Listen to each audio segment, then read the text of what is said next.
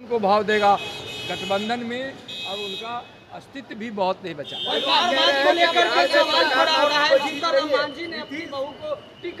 इसी के साथ लगता है तेजस्वी यादव थे तो उस वक्त ज्यादा उनकी पूछ होती थी क्या? नहीं, देखिए क्या था ना कि तेजस्वी जी और आरजेडी हमेशा इस बिहार में जातिवाद फैलाकर, भ्रम फैलाकर और तोड़ जोड़ की राजनीति कर लोगों को गुमराह कर कुछ दिन सत्ता में रह गए। लेकिन अब बिहार के लोगों को विकास चाहिए और बिहार के लोग जानते हैं कि अपराधियों को संरक्षण देने वाली पार्टी आरजेडी है और तेजस्वी जी हैं।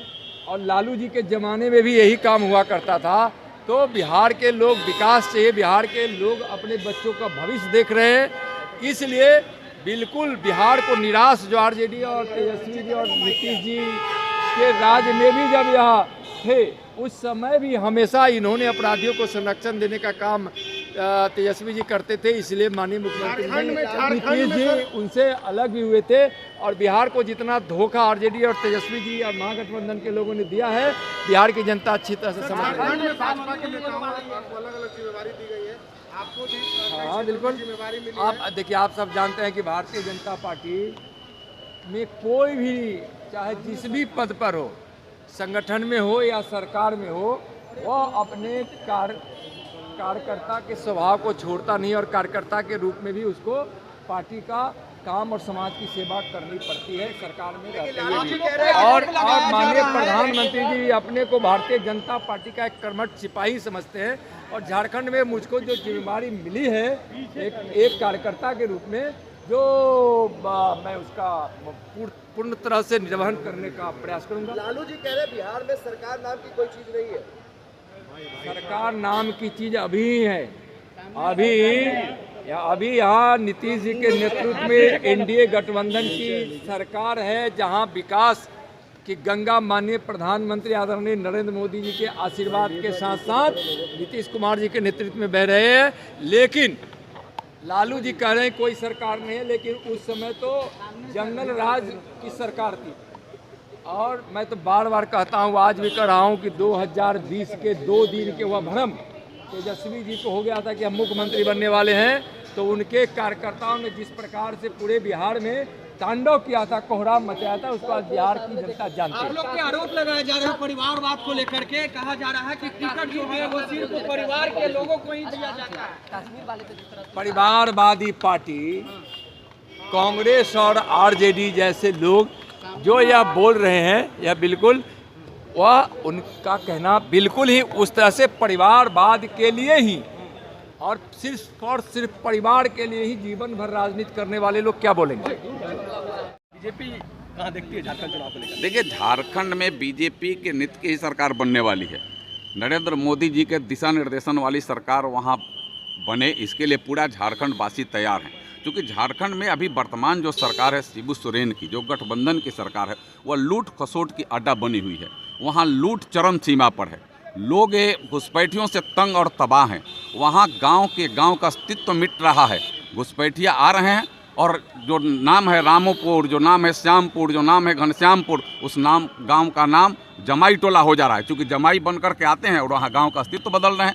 इसलिए लोग वहाँ काफ़ी तंग तबाह परेशान हैं। लोगों को उस झारखंड में उस शिबू सोरेन सरकार से छुट्टी चाहिए था, उनसे मुक्ति चाहिए था। और मुक्ति का समय आ गया है। जो 13 नवंबर है और 20 नवंबर है, जो लोग वोट करेंगे बीजेपी और एनडीए के समर्थन में, और वहाँ नरेंद्र मोदी जी के दिशा निर्देशन पर चलने वाली फिर से डबल इंजन की सरकार बनेगी और विकसित झारखंड होगा। घुसपैठियों का आना जाना बंद होगा और जो होंगे भी उसको उखाड़ करके बाहर भगाने का काम या बीजेपी की सरकार करेगी। 4 सीटों पर जो चुनाव होने वाले 4 के 4 हम जीतेंगे। यहाँ की आप सबके मन में विश्वास नरेंद्र मोदी पर और नीतीश कुमार पर है। सब चाहते हैं कि नरेंद्र मोदी जी के दिशा निर्देशन पर चलने वाले नीतीश कुमार के नेतृत्व में जो यह सरकार चल रही है, एनडीए की सरकार, वह चाहते हैं कि सब उनके समर्थन में हम अपना साथ सहयोग दें। इसलिए बिहार के भी 4 की 4 सीटें हम जीतेंगे, यह श्योर है। धन्यवाद। भूपेंद्र सिंह हुड्डा झारखंड वासियों ने जिस सोच के साथ वहाँ सरकार बनाई, वो पूरी तरह से झारखंड के आदिवासियों की चिंता करने के बजाय केवल हेमंत ने अपने परिवार की चिंता की। और यही कारण है कि उनके भ्रष्टाचार का, उनके अराजकता का, वहाँ के युवाओं और छात्रों के साथ जो व्यवहार हुआ, जिस प्रकार से कई छात्र और युवा एग्ज़ाम के दौरान मृत्यु हुए, ये पूरी तरह से सरकार की नाकामी को दिखा रहा है। डेवलपमेंट जीरो पे रहा, करप्शन 100% रहा, तो ऐसे सरकार को जनता उखाड़ फेंकेगी और निश्चित रूप से एनडीए भाजपा की सरकार झारखंड में भी बहुत जल्द आप देखेंगे 23 नवंबर को रिजल्ट जो आएगा। जिम्मेदारी दी गई है खास करके मुख्यमंत्री की विधानसभा की।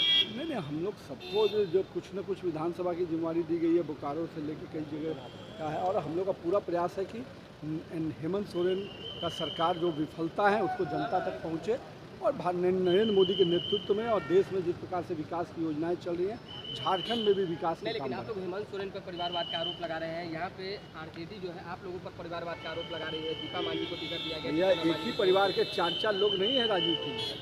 हमारे यहाँ अर्जुन मुंडा जी के पत्नी को दिया गया, तो अर्जुन मुंडा नहीं लड़ रहे हैं चुनाव।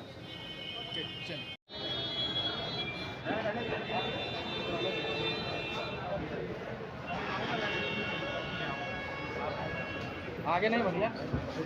जब सर पटना पहुँचे हैं, भी ऐसा पर्यटन। देखिए, भारत में जिस तरह से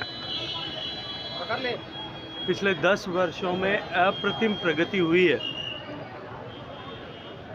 उसको देखते हुए पूरे विश्व का भारत की तरफ देखने का नज़रिया बदला है और पूरा विश्व कौतूहल भरी दृष्टि से एक नए आकर्षण के साथ में भारत को तरफ देख रहा है। ऐसे में भारत में पर्यटन की असीम संभावनाएं बढ़ी है।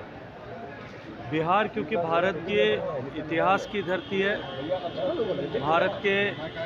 भारत में हुए धर्म के उद्भव की धरती है,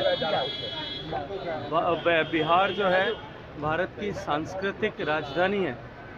ऐसे में बिहार में भी पर्यटन की असीम संभावनाएं हैं और जिस तरह से बिहार की वर्तमान नीतीश कुमार जी के नेतृत्व में काम करने वाली सरकार ने बिहार के सर्वांगीण विकास, देश की सरकार के साथ मिलकर के इंफ्रास्ट्रक्चर डेवलपमेंट पर काम किया है, निश्चित ही बिहार में भी पर्यटन की असीम संभावनाएं हैं।